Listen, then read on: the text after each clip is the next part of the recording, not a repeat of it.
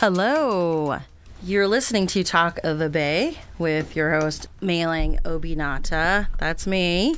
We're talking to activists involved with the encampment at UC Santa Cruz. Yeah, so today we're going to talk about what led up to the arrests of May 31 on the UC Santa Cruz campus. Guests, please feel free to introduce yourselves with like 15 seconds or so. Hi, my name is Rose Klein. I'm a lecturer at UCSC, and I'm here because I've been occasionally participating in protests with the lovely folks at the encampment, and on Friday I got arrested. Thank you. Hi, my name is Rocket. I am an undergrad student at UCSC. I've been camping at the encampment since day one. So I have been there through thick and thin, and I was also arrested on Friday, very violently, might I add. So yeah, I'm really glad to talk about the camp. I know people tend to have a lot of ideas of what it might be, so I'm glad to kind of clear up anything that people might have. Thanks for joining us today. I just want to give listeners a little bit of an update for some context about the activities on various UC campuses. UC Santa Cruz, UC Santa Barbara, UC San Diego, UC Davis, the UAW, that's the United Auto Workers, 4811. The workers are striking in solidarity with students. The UC has filed an injunction, and that injunction was denied. Something else that you might have heard about today, protesters took over the San Francisco Consulate of Israel. And a little while back, Dr. Sankil of San Jose State was accused of leading a student protest. She is the advisor for Students for Justice in Palestine. On K-Squid, we previously interviewed a UAW person, and UC Santa Cruz arrests of 80 or more people received national coverage from AP News, Los Angeles Times, etc. And for those of you who might know the geography of the campus, a half-mile radius around the UC Santa Cruz campus was blocked by law enforcement, and personnel from anywhere from Sacramento to Ventura County, including Santa Clara PD, California Highway Patrol, were part of the activities on the UC Santa Cruz campus Friday, May 31st. Actually, we have another guest. Would you like to introduce yourself? Hi, I'm a student from UC Santa Cruz that has been involved with the Gaza Solidarity Encampment and was there on the line. Thank you. I have a bunch of questions for you. So, what motivated you to create the encampment? And I guess anybody can take this question. So actually, our organizers were Students for Justice of Palestine, UCSC specifically. They're kind of their own little organization. So a lot of them were kind of involved in the creation of the camp. Me personally, I just kind of heard about the rally and I heard about the camp being formed, so I decided to join, but really not participant in the whole creation of it, at least. Was there anything in particular that motivated you to join in terms of your beliefs? For me, it's the idea of collective liberation and that our movements are all intertwined and that they're not isolated. Yeah, I want to second that. It felt very much like, I mean, I haven't had the chance to stay overnight at the camp, but the Gaza Solidarity Encampment really, to me, represents sort of, a very poignant protest against the awful things that the UC is doing. And, it's not just about the liberation of the peoples in Gaza, although it is also about that. You know, we have classes there. We have the People's University. We have a bunch of really fantastic speakers and activities that come in. And I guess I just want to say, I think people at the encampment understand that this fight is not just about people elsewhere. It is about the collective liberation of all of us. Because to get the UC to concede to these demands, these very reasonable demands, would be a win not just for Palestine, but also for us.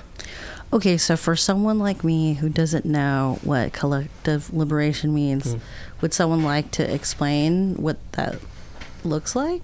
So one aspect of it is people who have been affected by war all around the world.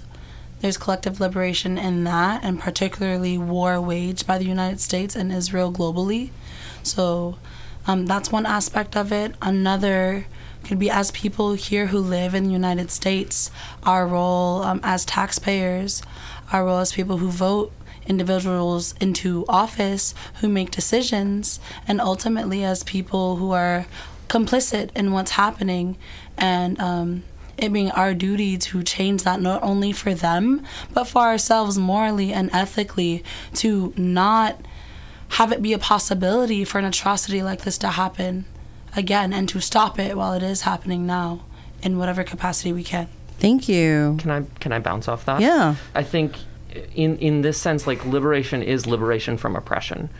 And so when we're talking about collective liberation, we're talking about how those struggles are interconnected, right? We, in letting the U.S. government, in letting the UC school system continue with funding atrocities, we are being complicit in those atrocities. We're complicit in them. So fighting them here is a way to fight the machine, the military-industrial complex, is a way to fight the forces of oppression that are also oppressing us, right?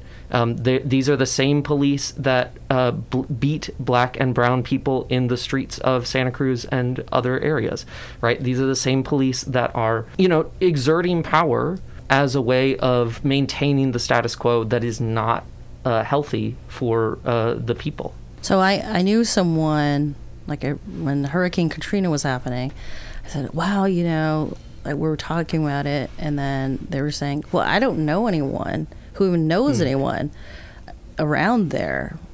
And I mean, it's like bad, but, that was the extent of that person's response. So I'm just contrasting it with the kinds of things that you're saying. I guess if you were explaining it to a kid, how would you do that? So I kind of came up with a similar situation with a lot of people that I know. When I talked about that I'm going to start camping, they're like, well, what do you have to do about it? Why does it affect you so much?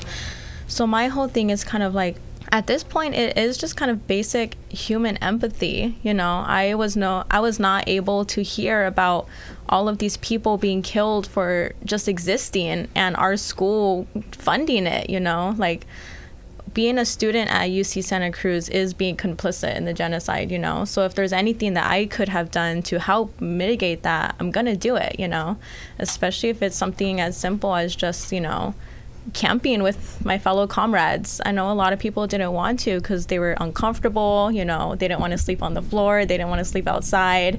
But it's like, that's nothing compared to what these people in Gaza and Palestine are experiencing. So I feel like at that point, if they don't really understand that, I don't really know what else to say to them. If I could add on, I guess to make it really, really simplistic, if you were explaining it to a kid, one way that you could do it would be okay, let's say that you're on a playground and one of your friends is bullying another kid and being really mean to them. They're making that kid cry, and then they start hitting that kid, and then they're, really physically harming that kid. Even though you're not the one doing it, that's your friend. You have a relationship to the person that is doing it. And it's the idea of duty of care. I mean, that's not for a kid, but the idea of duty of care is that you have a responsibility to the collective in general, and not just a responsibility as an individual. And everything that you do in your individual life and the decisions that you make, you're connected to larger things. Just that idea of why we should care, even though we're not the ones doing it or making the decisions. Thank you. Empathy. Right. So when you view what's happening at UC Santa Cruz in terms of why people are protesting there, and there are protests at many universities and colleges across the United States, how do you see it? I'm doing my thing at UC Santa Cruz, or do you see, I'm doing this, my friend at whatever college is doing that, or like, how do you perceive it? So one, a lot of people in college know each other from different campuses because we went to high school together, we went to middle school together, and we're all pursuing a higher education in different places, so there's connections there. But also as far as the actual encampments that have been across the nation, very deliberate. There's a call from National Students for Justice in Palestine to do the encampments as a protest with the same demands. And so they are connected in that way from inception and why they were created. A lot of them were in response to that call. So some goals are specifically aligned with that. Okay. Yeah, and there's a reason why whenever we refer to each other, we call each other comrades, because even if we're talking about each other from other encampments, we'll say our comrades over at UCI, our comrades over at UCLA, because we all acknowledge that we're all fighting the same fight of our UCs being complicit in the genocide and wanting them to divest from it. So we're all in like the same gathering. It's happening in different places, but it's all the same. Also, like beyond the UCs, obviously it's not just the UCs that are doing this. We see it all across the nation. The idea of war profiteering in general and research for war economies being focused on college campuses, or even just recruitment from college campuses, like that's a call to action for us, is to stop that in general. Our last guest was just referring to the research activity of the University of California. And actually, I am very interested, or you out there listening might be interested as taxpayers, because don't you want to know where your tax money goes? Well, so there's a lot of research activity at the University of California. So there's 27,500 full-time employees involved in research activity. There's 5 inventions a day. There's billions of dollars the UC spends on research. And the University of California has the distinct recognition of being a huge proportion of American universities' research dollars, to the tune of $6 billion. That represents about 8.9% of total American university spending on research activities. So the UC is like a huge player in the context of research activity in the United States. So we don't joke around. And just anecdotally, this is right. You're hearing this in Santa Cruz and Monterey counties. We are famous for example, like strawberry production, and you might know that farmers sometimes license strawberry genetics from the UC. So, it's not just our counties that benefit, but the entirety of California. I'll just throw out one more stat. Since 1976, the University of California's inventions have led to 1,000 startups, 85% of which stay in California. So, hey, you put effort and time and money into a system, and those efforts stay and hopefully accrue to the benefit of the public. But a lot of times people think, hey, this university, maybe you're going to college there, maybe you hope to send your kids to a UC, but economically it is quite a powerhouse in terms of the dollar impact. And a lot of times we're thinking about like tuition and professors and students and all the educational resources that surround the universities, the public universities in California. But I just wanted to call out some of those stats because people are not always aware of what a big economic impact research can have on the state of California. So, all right, I want to go deeper into the topic of research. But before I do that, I know that I'd like people to talk about their experiences leading up to Friday and including any arrests on Friday. Happy to talk about that. I do want to just flag with regards to research that, a lot of those dollars come from defense agencies. A lot of those dollars come from weapons manufacturers. And that's the fight that we're in here for. It's not just about, oh, what can we get as a return of investment on a dollar, right? Like, that's not the point. The point is, when we invest in human lives, when we invest in caring for people, when we invest in caring for community, that is where the real returns are. That's when we get to celebrate each other and be in a wonderful community that is healthy. One of the chants on the line was money for Gazan education, not for war and occupation. And that's really, at the end of the day, it's like we're fighting for people. And I think it's important to remember that, oftentimes this is my own opinion, but oftentimes the methodology, the way we talk about universities in terms of numbers and in terms of funding reduces the value of the human life, right? Reduces the value of the students that work there, reduces the value of the students that learn there. Learning itself is work, right? And when we just talk about, oh, how much money is going into the university, or how much money is coming out of the university, how much value dollar-wise is it having for our economy, I don't think that's useful, right? It's an institution of education. So one question I have is, what happens to the data, the research information, the algorithms, and all the things that all your labor produces, right? So when, for example, all the UAWs of the various UC campuses, when they go on strike, how does that impact the University of California system economically? So, yeah, it is an economic impact.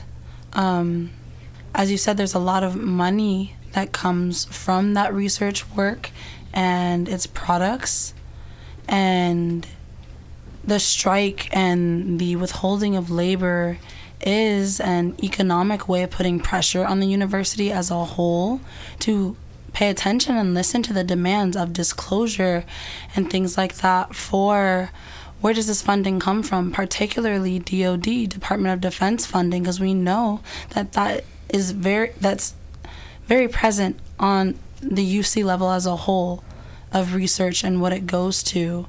It's like, if DoD funding is there, it has military application. Like, there's just no other way to look at that. And not having access to those records, or even knowing if a project has that kind of funding, is something that we're asking for and demanding with the disclosure demand. And could you explain what is the disclosure demand? The disclosure demand is it's to be able to follow the money trail. Okay. So it's somewhat of a transparency. Transparency. Okay. You can think of it like public records request, at least for students and people are actually involved in the university, to know where the money is going. Yeah. Because yes, it's an institution of education, but it's much more than that. We know that there's a lot of money involved that is not directly tied to our education. There is profit made by the university and investments in companies and things like that that are connected to the war economy. So it's disclosure and transparency about that. Yeah. And this affects us a lot too, because we have a huge unhoused population on campus. So many students do not have housing, and if the school has so much money and we're giving so much money in tuition, how is this not being used to house our own students, but it's being used for missiles that they use on the innocent? Like, yeah. Thank you. Oh, we're in the studio, so I'm trying to interpret people's facial expressions. Yeah, so I do remember seeing some students engaged in, I can't remember if it was like astronomy or astrophysics or so on, and some of them made a pledge to withhold their labor from projects which have military application. Namely, specifically, there's an issue with, I think, algorithms which are used to analyze information, star or sky information, and that same algorithm has, like I said, potential military use. And one thing is that, right, I imagine people work on, like, you're working on something for one purpose, but you don't know what happens to the algorithm when you're done. So I thought that was a very interesting position they took. Yes. Yeah, I just it is not guaranteed in any of our contracts, any of the researcher contracts. I'm not a researcher, but it is not guaranteed in researcher contracts that they will be able to know what their work is going towards. Right? They know what the project is that they're working on, but that doesn't always include the bounds of, like, oh, is this going to the Department of Defense, right? What the application is of that research. And it's, if you're working on something, especially if it's something with military applications, you should know about that. You should be able to know about that. You should be able to make requests about that. And that's, like, again, that fundamental transparency argument that we're just asking the UC to disclose and guarantee that, we know where the money is coming from and where the research is going.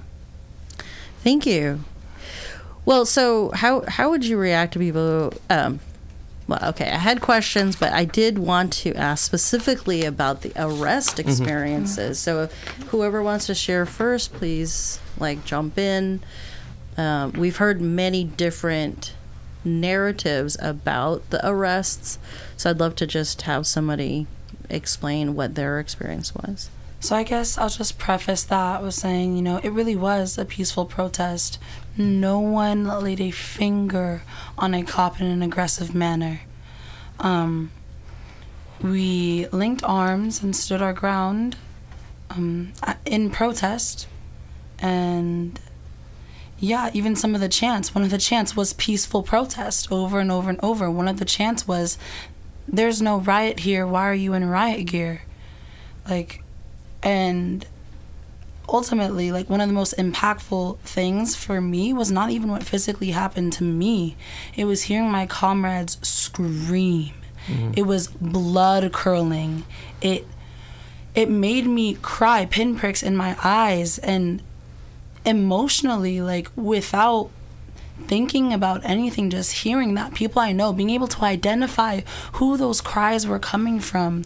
It's not just yelling, it's not just a shout, it's blood curdling screams. It's what is happening to us right now? So why were people screaming? Because the cops were aggressing upon us. They were beating people. Multiple people have many bruises. People have concussions. People went to the ER, went to the hospital from that, and left the line because they needed medical attention because of how cops were aggressing towards them. Thank you.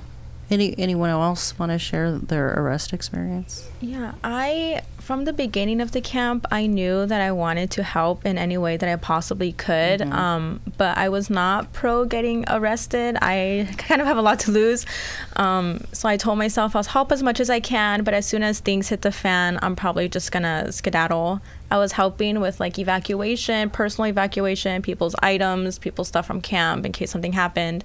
So I helped with that, and then I was just standing on the sidelines, just watching everything happen. And it was really moving to see how many people showed up to help protect our camp. Hundreds and hundreds of people showed up from the community. And I just kind of thought to myself, how are people who are just showing up so brave to put themselves on the front lines? And I've been here since day one, and I'm not willing to do the same. And seeing my comrades that I spent every day with, every second of every day around these people, be in that position. There's no way I wasn't able to jump in and help them. So, push came to shove. The police were pushing more and more and more. People were getting pulled from the line. There was a break in the line, which, doesn't help strengthen. So in order to kind of help keep our line strong and keep it straight, I just kind of threw myself in there. And I was scared, I was really scared. There was a whole line of police in front of me. This wasn't something that, anyone could plan for. But I just knew immediately that I felt so safe. I was linked arms with my comrades. I felt someone behind me hugging me, like holding on to me. So I just knew I was in good hands no matter what happened. And it eventually took around 4 of the cops using batons on me to finally get me to let go. How did they use the batons on you? For me specifically, because I wasn't letting go, they used the back of their batons on my elbows and arms so I could finally let go. So they were doing that once it took 4 of them, grabbing all over me, grabbing my shoulders, my arms, everything, just pulling, and I just wasn't letting go. So they ended up just using the batons. So just kind of, I don't know if you feel comfortable explaining approximately like how much you weigh, but I'll just say I'm seeing this person in the studio. I don't think like WWF wrestler can fend off 4 other people with batons. So I don't know if you want to describe like how strong you are or I'm your poundage. Okay, you don't have to. But anyway, at all. Okay, I'm like 120 pounds. Okay, like I don't go to the gym. Okay, I don't work out. wow, doesn't go to the gym. 120 pounds, not in the WWF, and fended off 4 other people for a while. So that's an interesting visual. Yeah. I'll just speak like from my experience personally, like the cops in front of me for a while, like not for a while, but part of how they use the batons, like they were jabbing them into us and like forcing the end point of the baton like into people's ribs, into people's stomachs. Multiple people have bruising in that, and it wasn't just how they used the batons. Like people were taken from the line by their necks, people were grabbed, their hair was pulled. Like it was not it was definitely an excessive use of force. Like their job was to disperse us. Also, like we were not violent. There was nothing violent, and it's just that use of force was really, in my opinion, uncalled for. And so were you all taken to the Western Annex for booking, or where were, okay, yes. I was, yeah. Okay. We were actually all there together. Yeah. Oh, okay. So we changed hands from agencies at least twice, for a total of 3 different agencies as far as I'm aware of. For me specifically, CHP actually like detained me, did the arresting, put me in zip ties, and then went from CHP to the county, and I was transported in like I don't know what else to call it, other than like a cage car, and I had one of like the most smooth experiences in that. Like they actually let us use the bathroom. They gave us menstrual pads, but that was a very isolated case. People were peeing on themselves, peeing in the bus because they would not let them pee.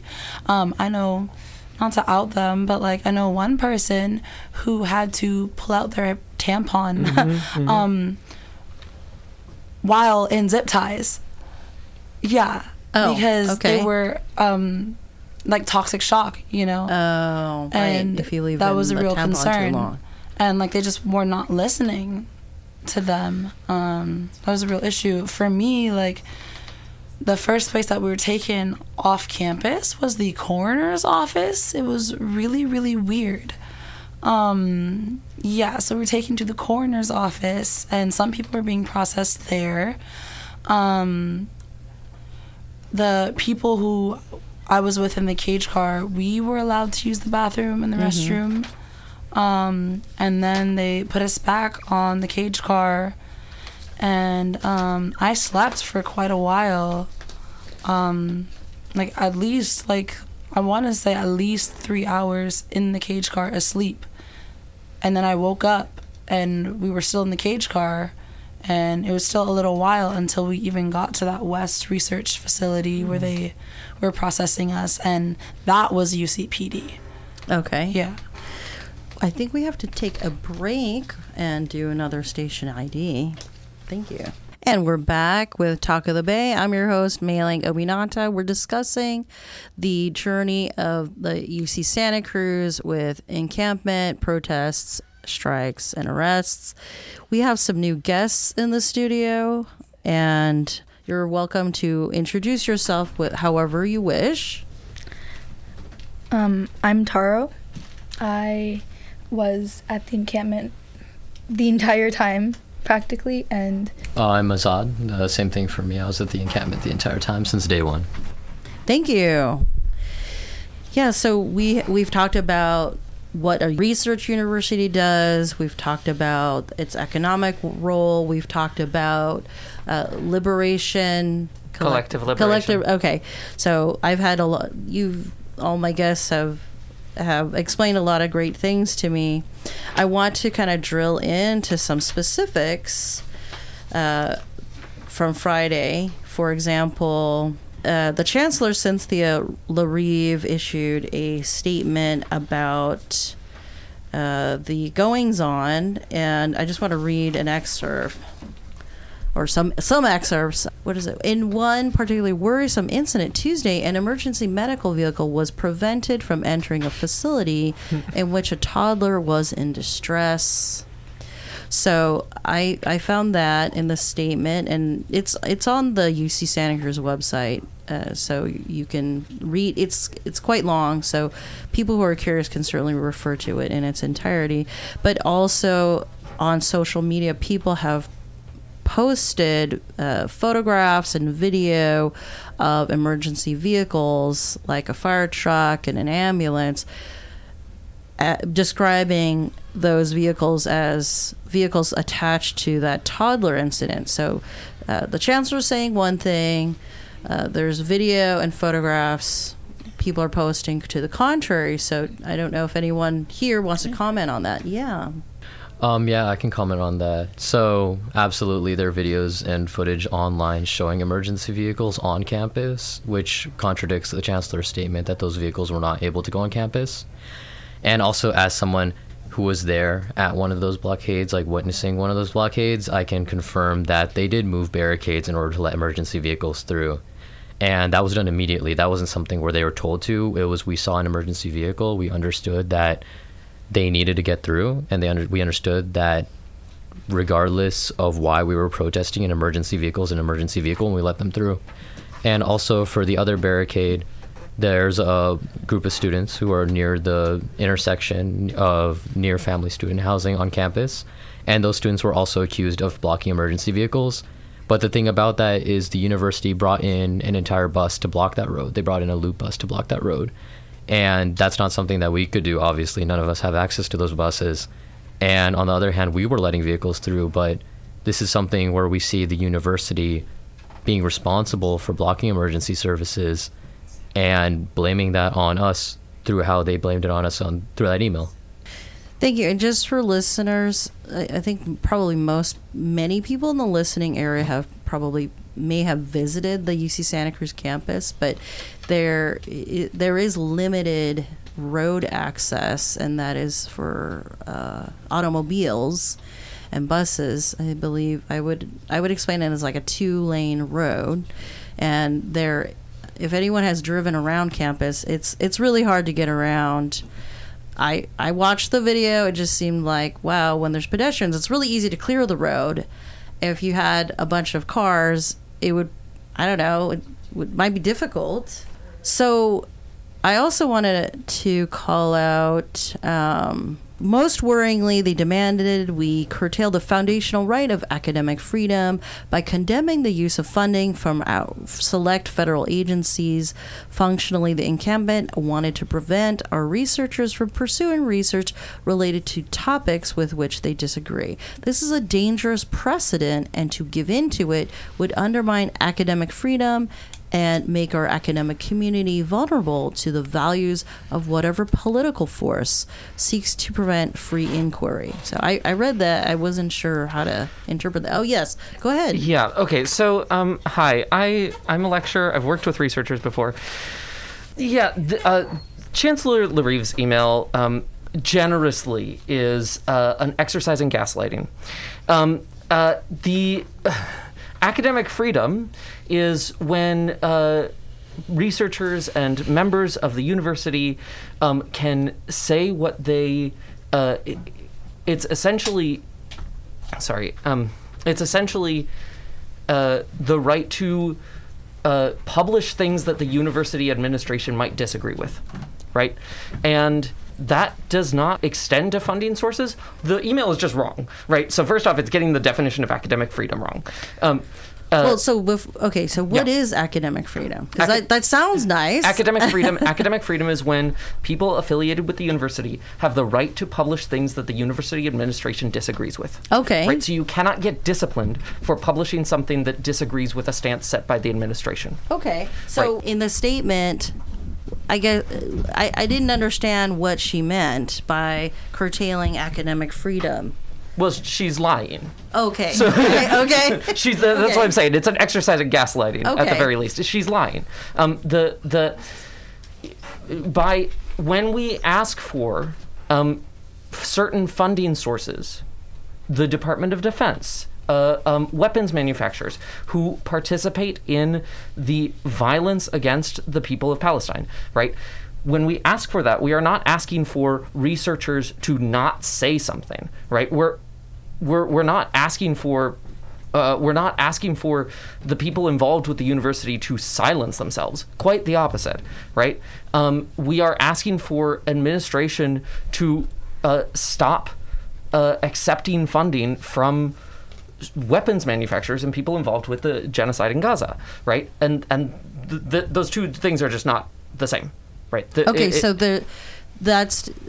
the way you're interpreting it is that the principle of academic freedom is about a university exercising control over its personnel, whereas the actions of the protesters are to make certain demands about divesting funds.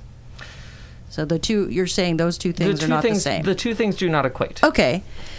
So I just since I was researching things on the internet and I found something with a former Israeli Defense Force soldier discussing his role as a UAW worker on the UCLA campus and explaining why he authorized the strike. And I'm not sure if anyone in this studio is affiliated with the UAW, but I just want to comment that there's a lot of solidarity with the UAW student workers. A lot of people might think the UAW is for auto workers, but there's actually there's like thousands of academic workers within. Do you want to talk about any aspect of the chancellor's statement from Friday? Because that's kind of what we've been drilling into. Hello. Hi. My name is Yo Mama.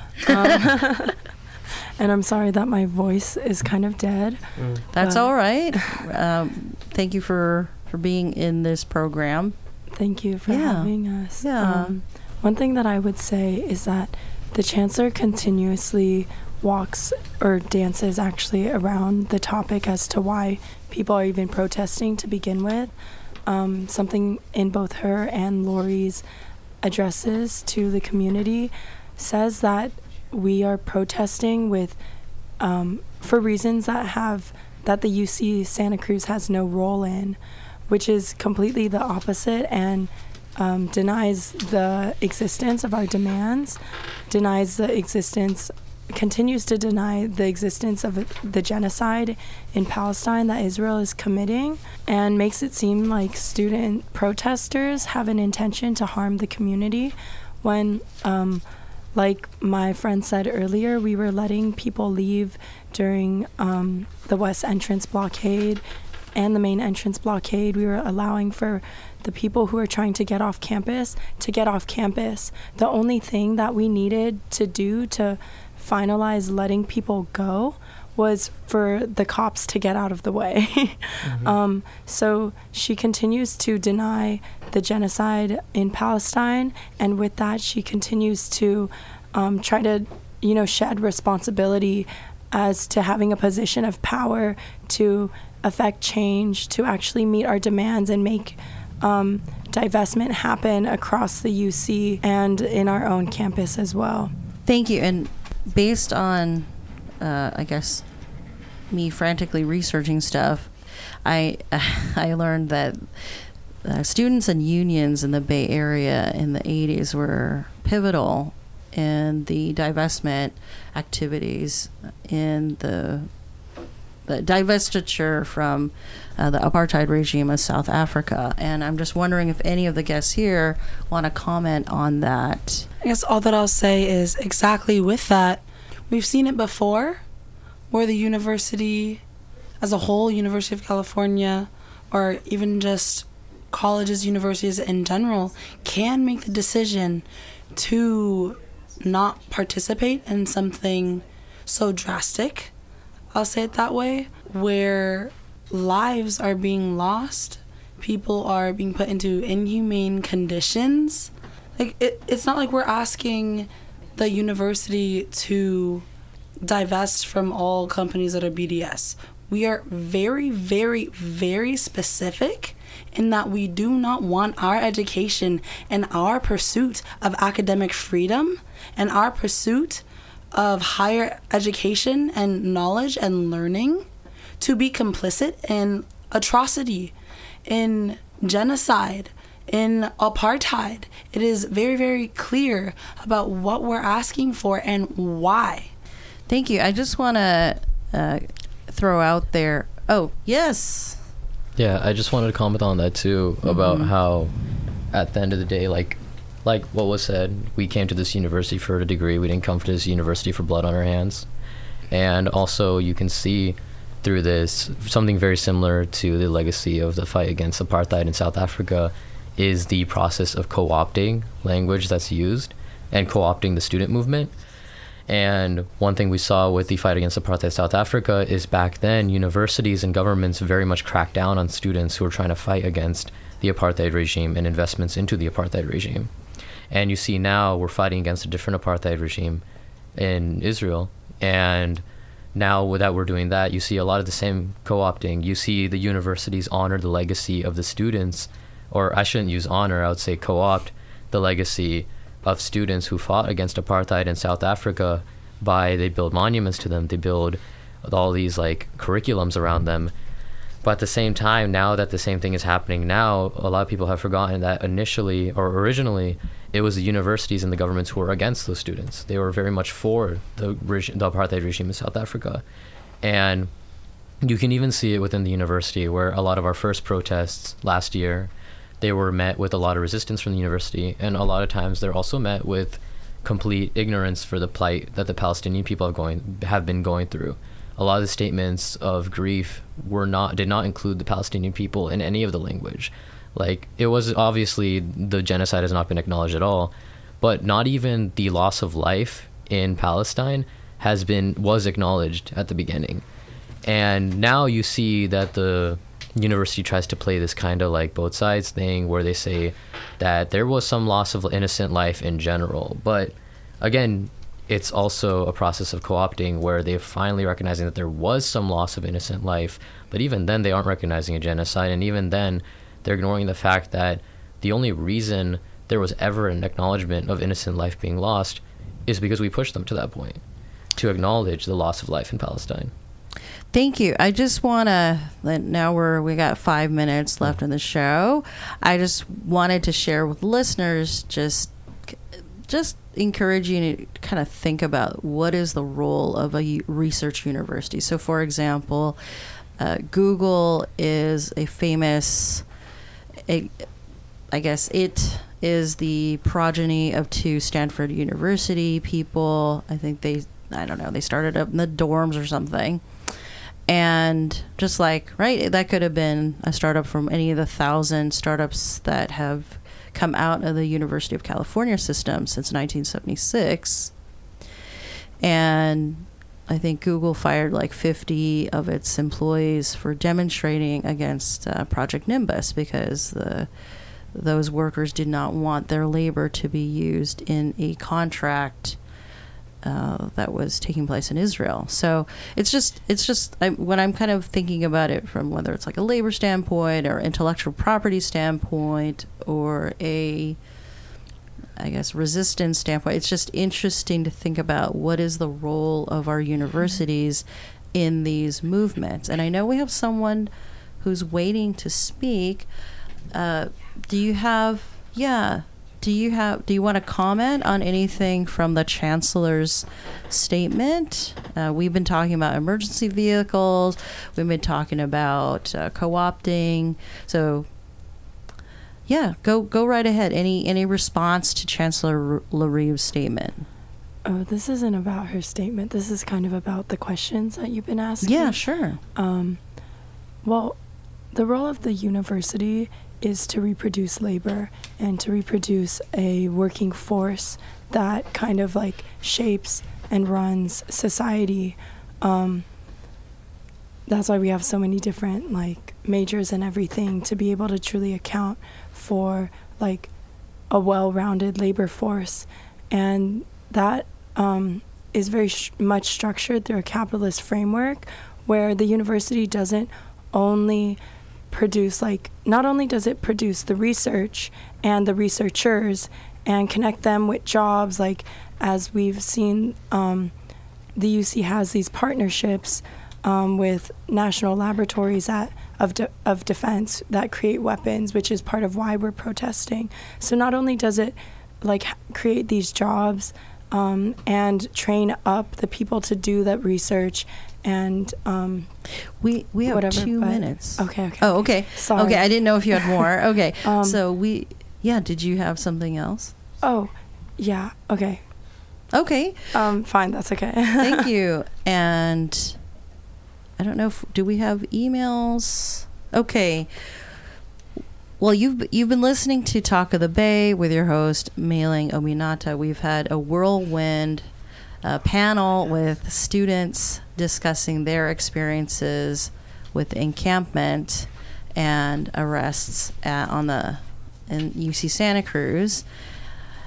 And I'm personally interested. I've been, I guess, obsessing on learning about what is a research university. How many billions of dollars are these workers producing with their labor as they're being educated, possibly? So I'm very interested in that trajectory, and we've had some people comment on various aspects of Chancellor LaRive's statement from Friday. So there's a lot of, I would say, ambiguity or controversy about some of the things she said.